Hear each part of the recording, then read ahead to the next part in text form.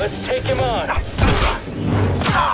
We're not that deep into 2023 yet, but already it's been a banger of a year, and it doesn't look like the momentum is going to slow down anytime soon. There's no shortage of megaton releases lined up for the next few months, and one that is obviously occupying a great deal of headspace for people right now is Star Wars Jedi Survivor. Based on everything we know about it so far, it seems like Respawn Entertainment is making a host of welcome improvements on all fronts with the upcoming action-adventure sequel, and with its launch right around the corner, we're going to talk about a few things that we can't wait to do in this game with those improvements and changes in mind. Dismember enemies. Combat was obviously one of Star Wars Jedi Fallen Order's biggest strengths, but one area where it sort of ended up disappointing a fair few people was its lack of dismemberment in human enemies. When you're slashing people open with a lightsaber, you want to see a few limbs flying around. It's Star Wars, after all. And while Respawn hasn't explicitly confirmed that Jedi Survivor will have dismemberment, we have seen instances of it here and there in the gameplay that's been shown off thus far. That's something though that we're particularly excited about, and we're hoping there will be enough of it in the game to satiate our demands. Combat stances.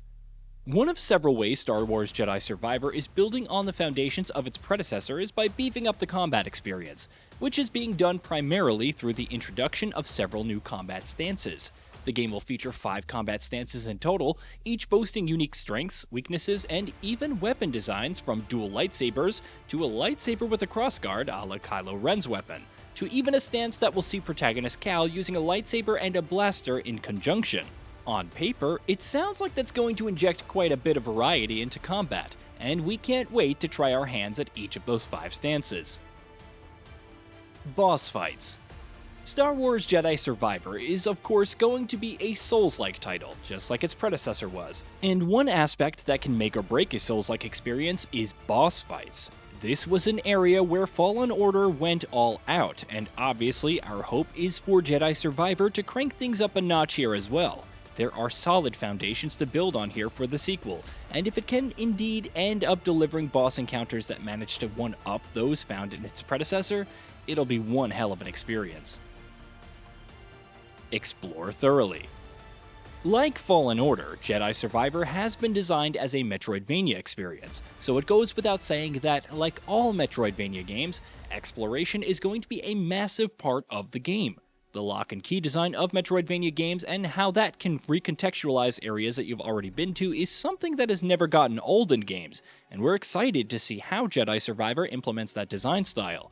Fallen Order was an accomplished Metroidvania experience in its own right, and it looks like its sequel is building on its ideas in more than a few ways, so we're optimistic about how it'll shape up. Grappling hook. Traversal mechanics have always been something that Respawn games have excelled at, and Star Wars Jedi Fallen Order was no different in that regard. Similar to what it's doing with its combat and exploration, Jedi Survivor is expanding its predecessor's traversal gameplays as well. And one of the ways that it's doing that is by adding a grappling hook.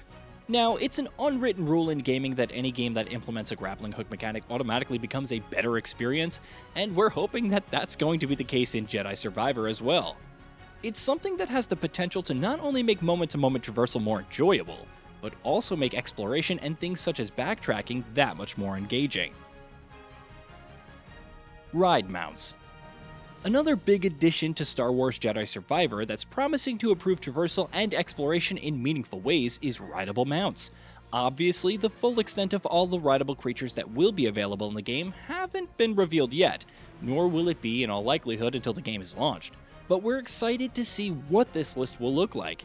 It's been confirmed that both land and air traversal will be featured with rideable mounts, so what other creatures can we expect to see in the game? Presumably, it'll differ from planet to planet. But can we expect the likes of Banthas? Maybe Tauntauns?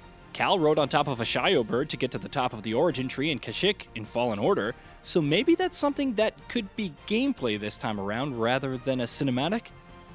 Maybe some entirely new creatures could be introduced to Star Wars lore as well. Force abilities. Using Force abilities was obviously a big part of the gameplay loop in Star Wars Jedi Fallen Order, in everything from combat and puzzles to exploration and traversal. and there should be little doubt in anyone's mind that that's another area where Jedi Survivor will be making plenty of improvements.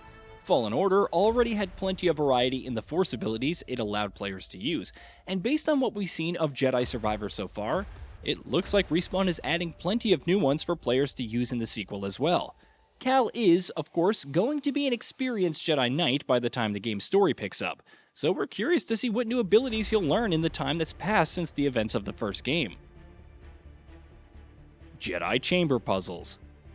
Respawn Entertainment has confirmed that Jedi Survivor will feature Jedi Chamber puzzles scattered throughout its planets that will function sort of like the Legend of Zelda Breath of the Wild shrines, serving as optional challenges that reward players on the progression front. Given that there's going to be plenty of emphasis on combat and exploration on the critical path itself, we're more than a little excited about the prospect of having an entirely separate set of optional activities that will be much more puzzle-focused and revolve primarily around using the Force and Cal's traversal abilities. Cosmetic customization options. One area where Fallen Order left quite a bit to be desired was in its cosmetic customization options, mostly because there wasn't really that much variety on offer. Respawn has said that Jedi Survivor is making plenty of improvements on this front, with Cal's boring old ponchos being replaced by entirely new outfits that will bring a much greater amount of variety to the table, from Han Solo's bomber jacket to outfits inspired by Luke Skywalker. What has been revealed for the game so far has certainly got us optimistic. Star Wars characters. Star Wars Jedi Fallen Order deserves a lot of credit for how it managed to carve out a place for itself in Star Wars' massive mythos, with a cast of characters that was, for the most part, built entirely for the game itself. At the same time, however, there were also a few very familiar faces that showed up that Star Wars fans have seen in other stories, whom we're obviously not going to mention here to avoid spoilers.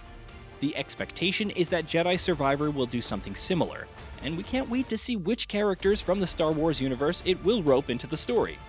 Maybe Maul could show up. One can always hope.